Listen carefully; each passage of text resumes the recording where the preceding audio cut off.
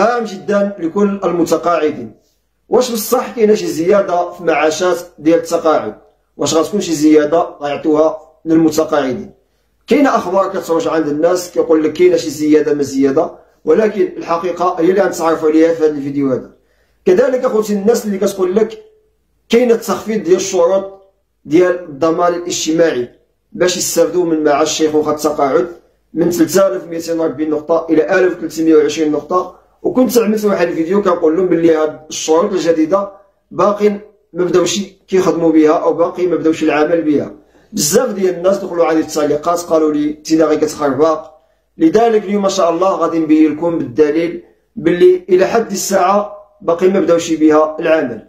المهم اخوتي ما غاديش نطول عليكم، كما العاده وكما القاعده بارطاجوا الفيديو في مواقع التواصل الاجتماعي كي تعم الفائده، والدال على الخير كفاعله كما قال عليه افضل الصلاه والسلام. بارطاجي الفيديو وكمل معي الفيديو حتى النهايه. بسم الله والصلاه والسلام على رسول الله وعلى اله وصحبه وسلم. خوتي السلام عليكم، تبارك الله عليكم، تحيه طيبه للجميع، وكنتمنى من الله عز وجل هذا الفيديو هذا يلقاكم وانتم في افضل الاحوال. المهم اخوتي كما العاده وكما القاعده معكم عبد الصمد الجباري اللي ما كيبخلش عليكم بالمعلومات، فكنتمنى من الله عز وجل حتى نتوما كذلك ما تبخلوش عليا بواحد اللايك وشقليب، وشاركوا معنا في القناه او عملوا لنا متابعه الصفحه وفعلوا الجرس باش دائما توصلوا بالجديد. المهم اخوتي ندخلوا معكم مباشره في الموضوع ديالنا. اليوم ان شاء الله غنتكلموا على حقيقه واش فعلا كاينه شي زياده في معاشات الشيخوخه، لان هاد الايام منتشره اخبار كتقول كاينه الزياده، حنا عندكم المعلومه الصحيحه. كذلك اخوتي كاينه الناس اللي كتقول لك غادي يخفضوا الشروط ديال معاش الشيخوخه من 3240 نقطه الى 1320 نقطه. وكنت عملت واحد الفيديو سابق وقلت لكم باللي راه هاد الشروط الجديده باقي ما بداوش بها العمل، والله اعلم فوقاش غادي يبداو بها العمل.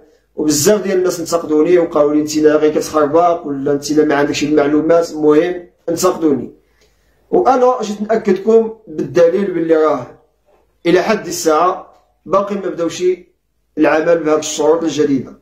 ملي كندخلوا الموقع ديال الضمان الاجتماعي وكندخلوا المعاش الشيخوخه كنجبروا الشروط هي 3240 نقطه، يعني الى حد الساعه باقي ما كايناش ديك 1320 نقطه.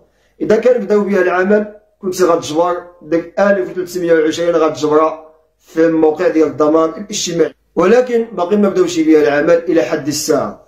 كذلك ملي كندخلوا للتطبيق ديال الضمان الاجتماعي وكندخلوا معاش الشيخوخه كنجبروا عندنا 3240 نقطه، هذيك هي الشروط.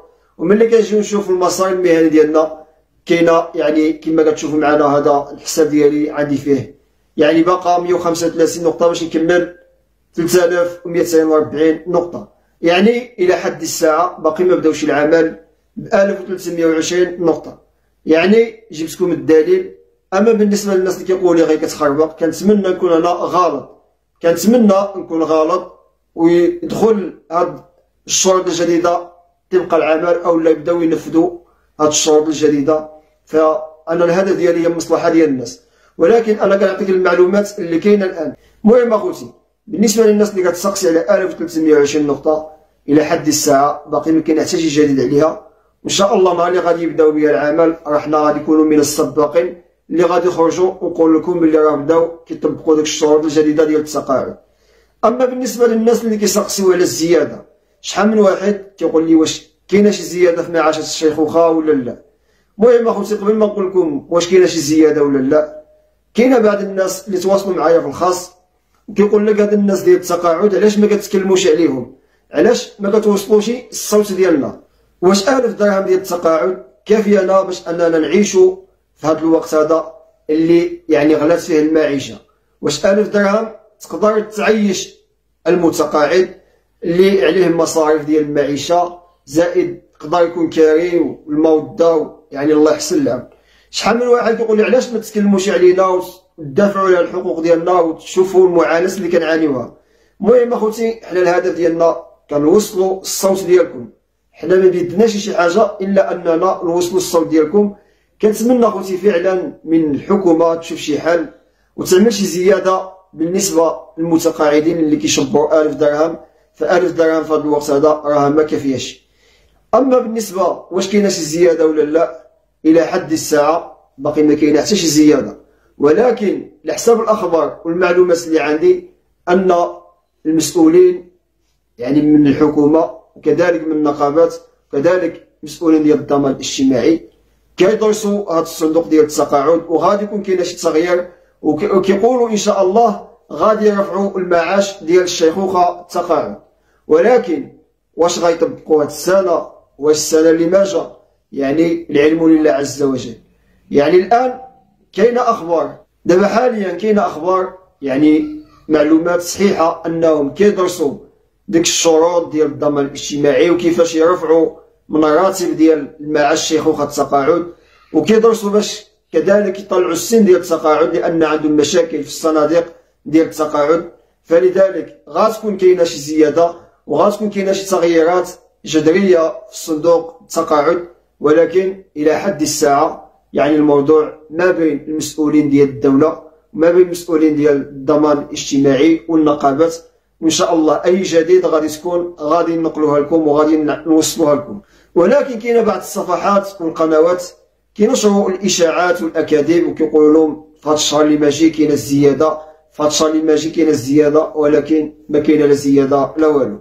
المهم اخوتي كما قلت لكم الأخبار اللي كاينة الآن هي أن شروط التقاعد باقي ما بداوش بها العمل، كذلك الزيادة إلى حد الساعة ما كاينة لا زيادة لا والو. ولكن كما قلت لكم يعني هذا الملف هذا كيتطبخ على نار هادئة وغيكون كاينة شي تغييرات، يعني نقدر نقول لك الشهور القادمة أو لا السنة القادمة ولا السنوات القادمة إن شاء الله، ولكن شي حاجة جديدة الآن ما كاينة حتى شي حاجة. المهم اخوتي في النهاية ديال الفيديو جزاكم الله خيرا على حسن الإصغاء والمتابعة، كنتمنى تكونوا استفدتوا معنا في هذا الفيديو هذا. فإذا استفدتوا معنا ما تنساوناش بواحد اللايك وشكر ليا واشتركوا معنا في القناة وفعلوا الجرس باش دائما توصلوا كل جديد. جزاكم الله خيرا على حسن الإصغاء والمتابعة. تلاقوا في فيديو جديد إن شاء الله، والسلام عليكم ورحمة الله وبركاته.